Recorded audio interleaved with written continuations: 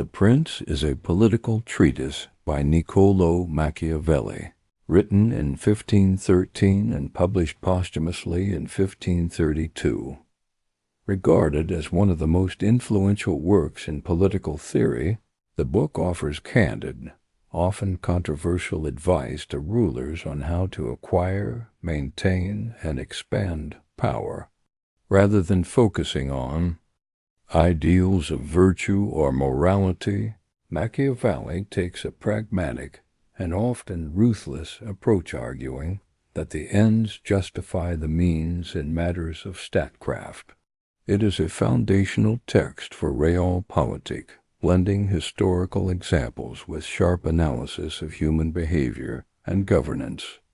Niccolò Machiavelli, 1469 to 1527, was an Italian diplomat, philosopher, and historian widely considered the father of modern political science. Born in Florence during the Italian Renaissance, he served as a senior official in the Florentine Republic, engaging in diplomacy and military affairs. After the Medici families returned to power, Machiavelli was dismissed and later imprisoned. It was during this exile that he wrote The Prince, reflecting his observations on power and statecraft. Though often portrayed as a symbol of cunning and manipulation, Machiavelli's work was deeply rooted in the turbulent political landscape of his time. In The Prince, Machiavelli opens with a blunt truth about political life.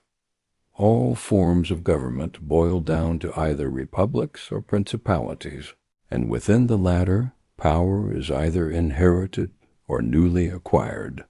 For inherited power, the task of a ruler is relatively straightforward. As long as tradition is respected and disruptions are minimized, subjects tend to remain loyal.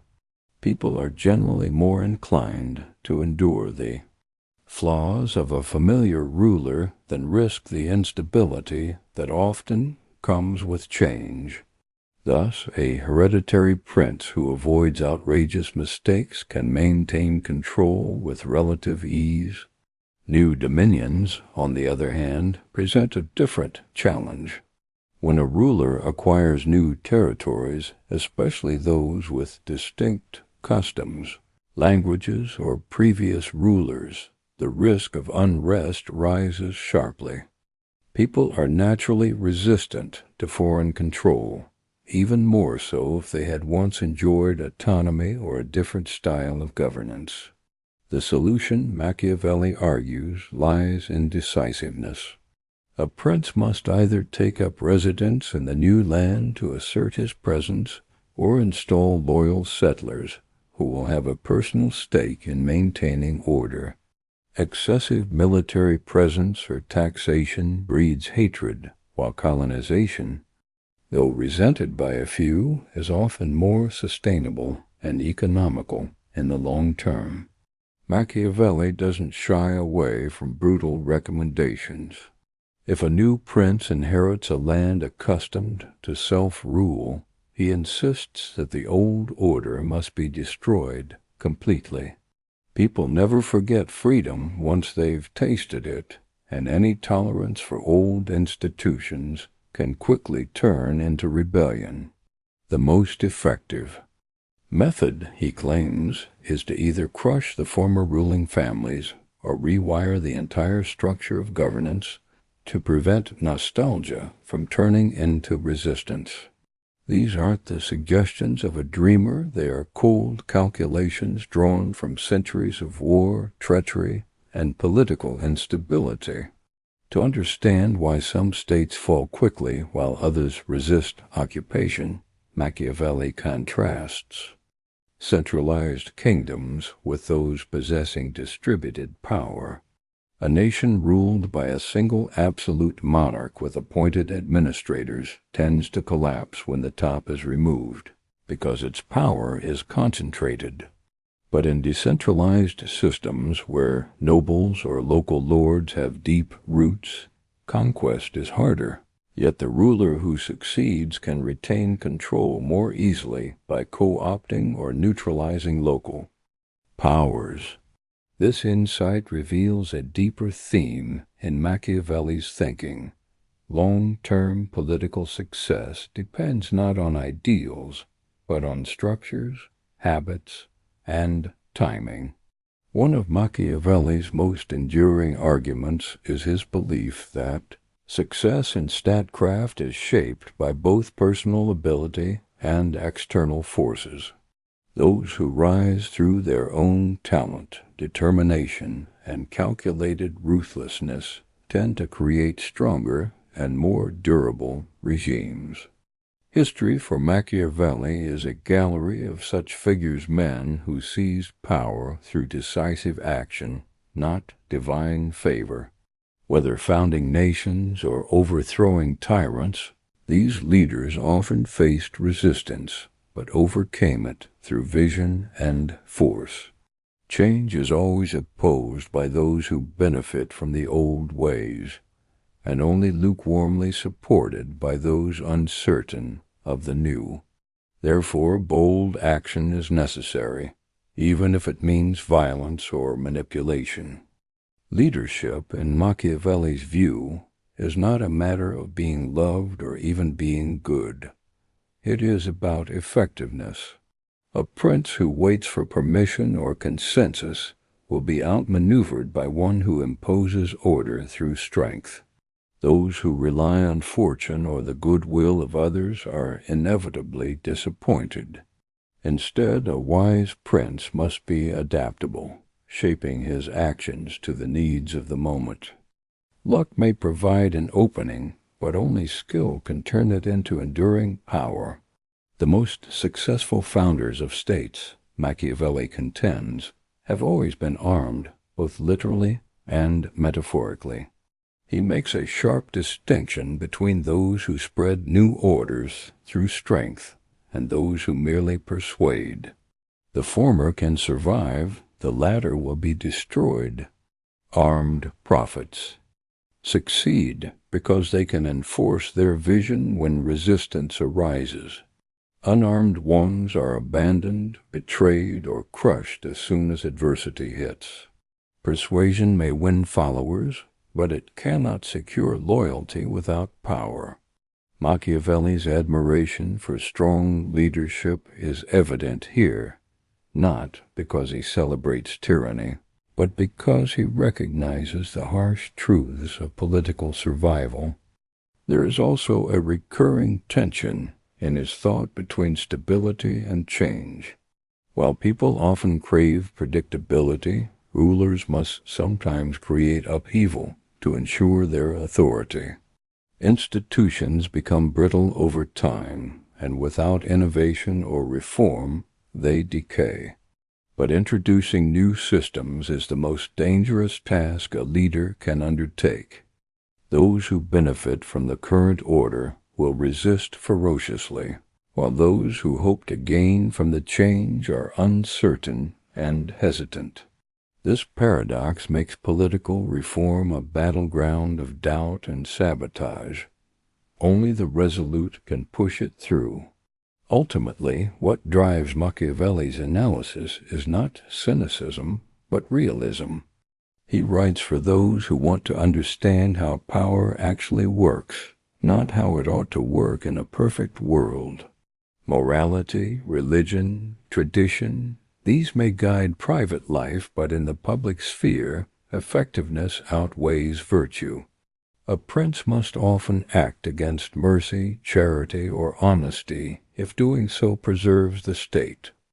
In Machiavelli's harsh but clear logic, the well-being of the realm justifies the means used to secure it. While some rulers rise through skill and determination, others are elevated by fortune through inheritance, luck, or the favor of powerful allies. But what fortune gives can easily be taken away. Those who ascend without effort often lack the foundation to hold what they've gained. They are like plants that grow rapidly without deep roots, vulnerable to the first strong wind.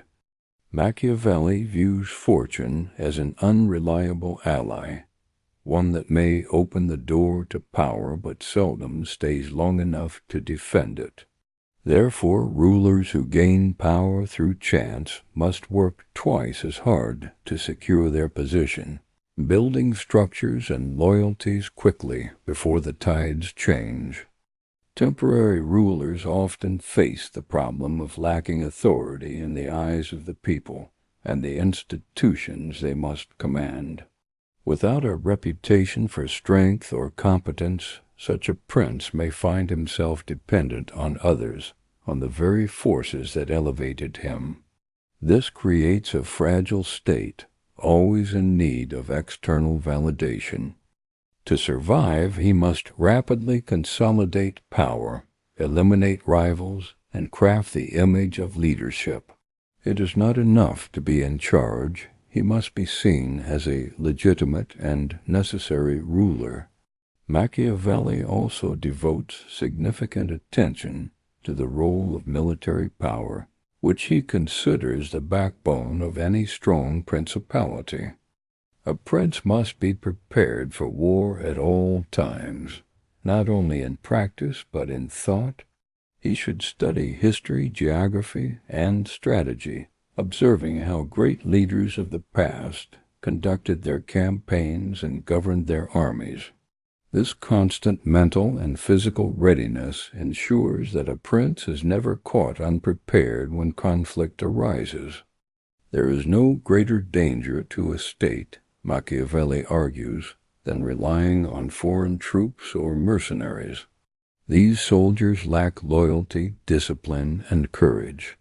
They fight for pay, not principle, and often flee at the first sign of real danger. Mercenary forces can even turn against the ruler if their interests shift or if a higher bidder appears. Similarly, auxiliary troops, those lent by other rulers, serve the interests of their own sovereign, not the prince they are sent to aid. Both are unreliable and potentially dangerous. The only reliable army is one composed of a prince's own subjects or citizens. These men fight to protect their homes and their leader, and they are more likely to remain loyal in times of crisis.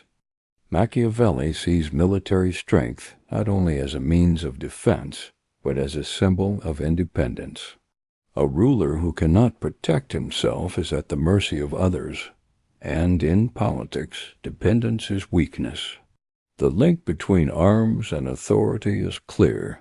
Those who hold the sword hold the power. But military might alone is not enough. It must be paired with strategic wisdom. A prince must understand when to use force and when to employ subtlety. He must know how to inspire loyalty among his troops and how to strike fear into his enemies. He must study the terrain, anticipate threats, and always be thinking a step ahead. In politics, as in war, hesitation can be fatal. Those who wait for the perfect moment often find themselves overtaken by those who act. In times of peace, a wise ruler prepares for conflict. This preparation is not just physical, but intellectual. He must engage with the writings of past leaders, examine their successes and failures, and consider how similar strategies might be applied in his own time. Learning from history allows a prince to avoid common mistakes and take bold actions when opportunities arise. War may be a constant threat, but it is also the arena in which greatness is forged. A ruler who masters it can carve out enduring power. Another key aspect of Machiavelli's advice concerns how a prince manages his reputation. While the appearance of virtue is useful, genuine virtue is not always advantageous. A ruler must learn to act against generosity, compassion, or even honesty if circumstances demand it. The public judges leaders by outcomes, not intentions. A successful but ruthless prince will always be remembered more favorably than a kind but ineffective one. Morality in politics then becomes a flexible tool rather than a fixed guide. Machiavelli's realism shines through in his belief that people are fickle, fearful, and easily deceived. They admire strength, reward decisiveness, and align themselves with power. A prince who tries to govern with pure goodness will be ruined by those who are not good. Therefore, he must know how to balance ethical conduct with cold pragmatism. It is better to be feared than loved, he argues, if one cannot be both. Fear is more reliable, because it depends on the prince, while love depends on the people. Still, fear must never cross into hatred. A ruler should avoid unnecessary cruelty and avoid seizing the property or women of his subjects, as such acts create lasting resentment. Punishments must be swift, justified, and rare, used only to prevent greater disorder. If a prince can appear, just while acting ruthlessly only when required, he can cultivate respect and avoid rebellion. The goal is stability, and sometimes the path to it runs through morally gray decisions. What emerges from all these insights is a portrait of rulership grounded in vigilance, calculation, and adaptation. The successful prince is not merely a warrior or administrator. He is a student of human nature. He must understand ambition, fear, loyalty, and greed. He must predict the behavior of allies and enemies alike, manipulating both to his advantage. While others waste time chasing ideals, he shapes reality to suit his needs. Machiavelli's political universe is one of permanent instability, where fortune is fleeting and loyalty is conditional. In such a world, power must be taken, not given. It must be secured through strength, not sentiment. Rulers who recognize this truth may not be loved, but they will endure. And in the world of princes, endurance is everything. To maintain power, a ruler must not only master the sword, but also master appearances. In politics, perception can be more powerful than reality. People judge leaders by what they see and hear, not by what happens behind the curtain. A wise prince must learn to craft an image that inspires admiration, loyalty, and fear, whichever best suits his purpose. This means that the ruler may often have to act in ways contrary to conventional morality, but always with the aim of preserving the state. One of the central ideas Machiavelli promotes is the distinction between being and seeming. It is not necessary for a ruler to be virtuous, but it is vital that he appear virtuous. He should seem merciful, faithful, humane, sincere, and religious, even if he must act in the opposite manner when the situation demands it. Most people are easily deceived by appearances, and those who truly understand what is happening behind the scenes are too few to pose a real threat. Therefore, the illusion of virtue often proves more effective than virtue itself. Among the traits that matter most, generosity is a double-edged sword. A prince who tries to be generous to everyone will quickly exhaust his resources and be forced to raise taxes or plunder his subjects' acts that breed resentment. Instead, it is more prudent to be seen as frugal, even stingy, as long as this allows the state to remain strong and self-reliant. Occasional acts of generosity, strategically deployed, will make a greater impression when they are rare and unexpected. Lavish giving, on the other hand, creates dependency and weakens the prince's authority. Cruelty, too, must be used with precision. While unnecessary brutality can destroy a ruler's reputation and incite hatred, Well-timed and purposeful cruelty can actually create stability. Machiavelli argues that it is better to be feared than loved, for fear is within the prince's control, while love is fickle and unreliable. Yet fear must never become hatred. A ruler who punishes quickly, fairly, and without excess can instill discipline and deter rebellion, all while maintaining a sense of order and justice in the eyes of the public.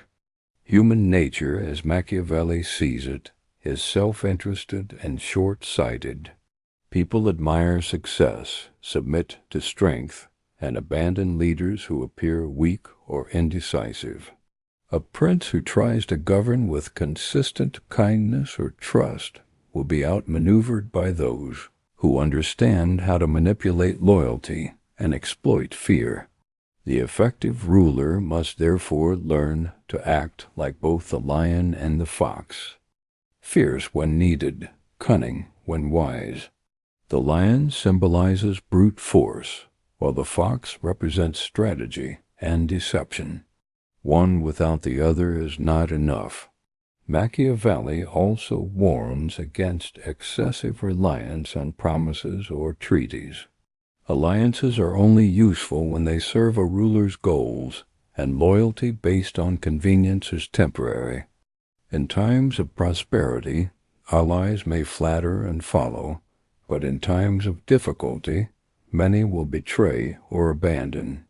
A prince must be prepared to break his word if keeping it would harm the state.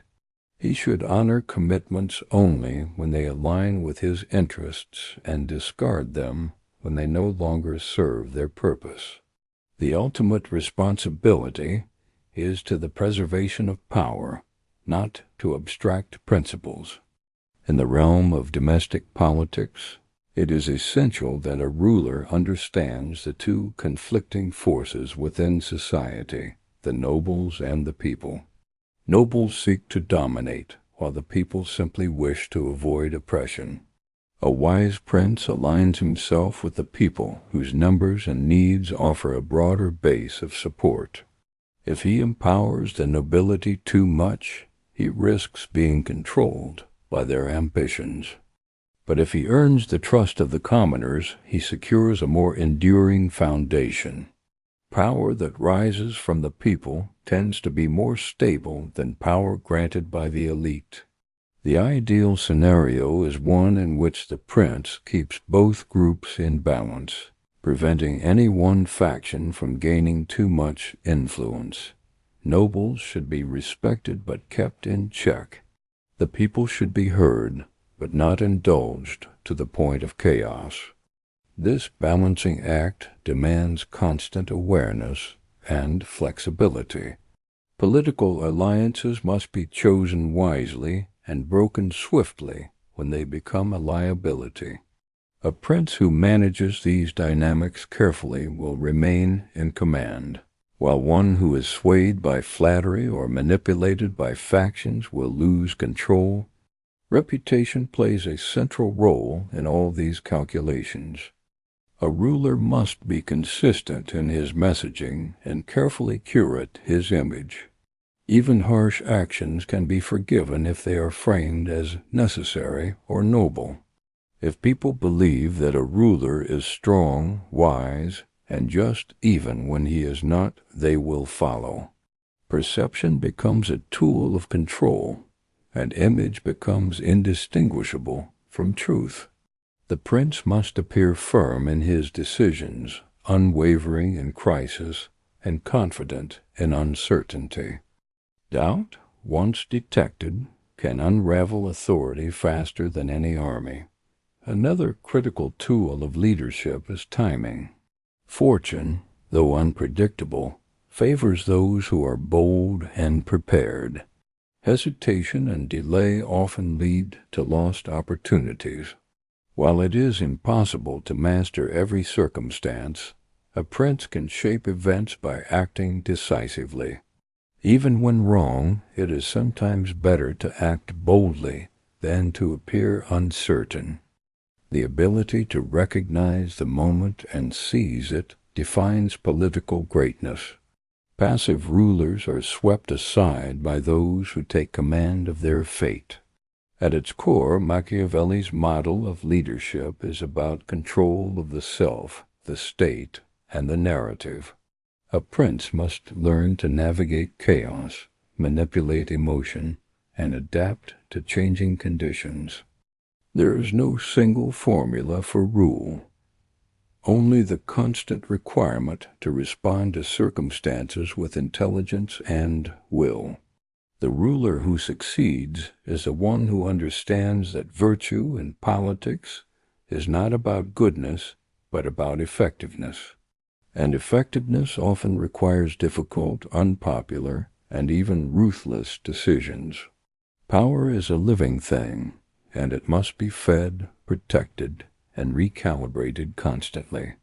Those who rest on tradition or popularity will eventually fall, while those who anticipate threats and manage appearances will survive.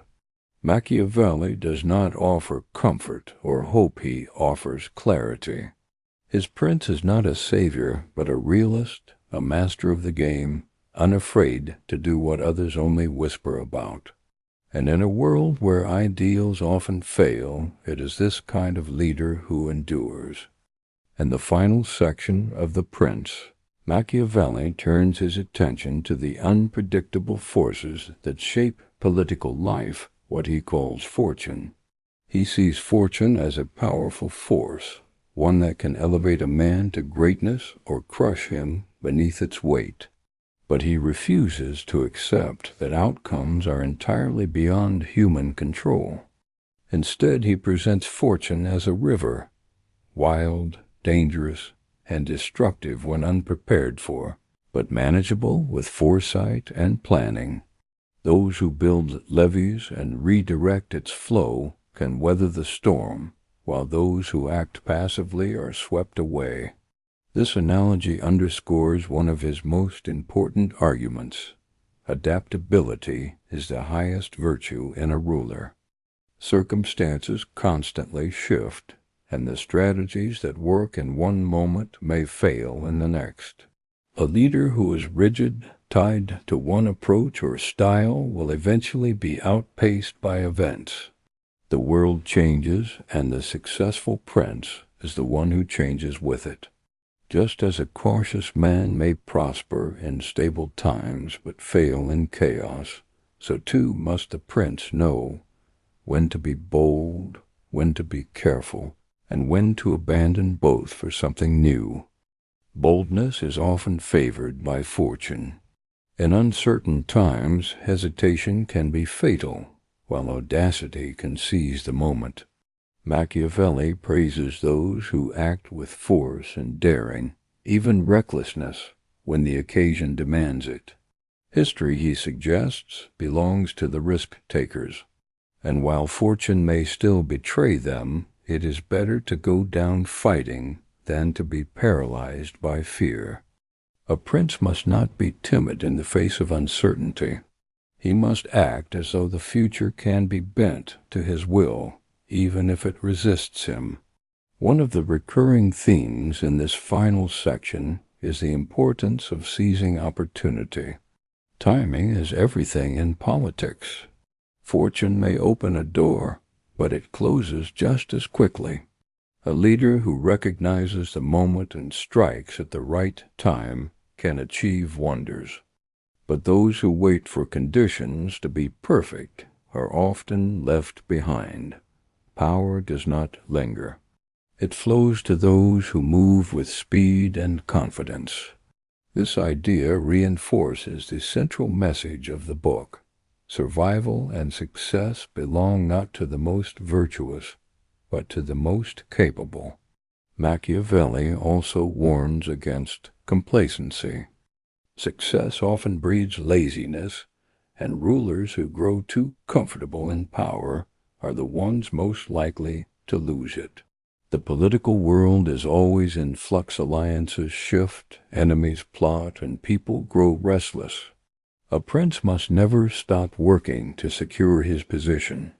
Vigilance must be constant, even in times of peace. The moment a ruler assumes he is safe is the moment he becomes vulnerable. Power demands not only acquisition, but continuous defense. In his final reflections, Machiavelli speaks directly to the Italian people, lamenting the divided and weak state of Italy in his time. He calls for a new leader who can unify the country, repel foreign invaders, and restore dignity to the Italian people. Though the book is framed as a guide to princes, it is also a call to action, a challenge to ambitious rulers to rise above mediocrity and do something great. He invokes the language of liberation and renewal, encouraging boldness, strength, and vision. His message is as nationalistic as it is pragmatic. The tone here is urgent and hopeful. While much of The Prince is cold and analytical, this conclusion pulses with passion. Machiavelli believes that Italy needs a savior, not a saint, but a skilled, fearless leader who understands the brutal necessities of power. He does not imagine a perfect republic or an ideal king. He imagines a man of action who can meet the times with the tools they require. This is Machiavelli's final and most stirring argument, that greatness is possible, but only for those who dare to grasp it. Throughout the work, Machiavelli has returned to a single core idea that the maintenance of power is the highest goal of political leadership. Everything else, including ethics, customs, and even personal honor, must serve this aim. He does not deny the value of morality, but he refuses to let it stand in the way of effective rule. For him, the ruler who keeps the state secure, even through deception, cruelty, or fear, is preferable to one who loses it through indecision or excessive virtue. Stability, not perfection, is the true measure of success. Yet The Prince is not just a manual for tyranny. Beneath its hard edges lies a complex philosophy of leadership rooted in the realities of human nature. Machiavelli does not celebrate cruelty or manipulation for their own sake. He presents them as tools to be used sparingly and wisely. His ultimate concern is order, how to create it, how to sustain it, and how to protect it in a world full of ambition, envy, and betrayal. A prince who misuses these tools will fall just as surely as one who refuses to use them at all. In the end, The Prince leaves the reader with a portrait of leadership that is bold, cunning, and unflinching. The world it describes is not ideal, but it is real. And in that world, those who hesitate are overtaken by those who act. The lessons Machiavelli offers are not comforting, but they are enduring. He shows that power is not for the faint of heart, and greatness requires sacrifice. In politics, as in war, survival belongs to those who understand the battlefield and are willing to fight without illusions. What makes The Prince so powerful is its honesty. It does not disguise the harshness of political life, nor does it waste time on noble dreams. It strips away the fantasies that cloud judgment and replaces them with sharp, clear insight. Whether read as advice, warning, or provocation, it forces the reader to confront difficult truths. And perhaps that is Machiavelli's greatest gift, not in telling rulers what they should do, but in revealing what they must do if they hope to endure. And so we come to the end of The Prince, a book not of comfort, but of clarity. In its pages we find not moral lessons, but political truths. Power is fragile, fortune is fleeting, and leadership demands not only strength, but the courage to act when others hesitate. If this summary gave you something to reflect on, consider joining us here on Mindful Reads, where we explore the timeless wisdom of philosophy, literature, and thought. Thank you for listening. Stay thoughtful, stay curious, ... And until next time, take care.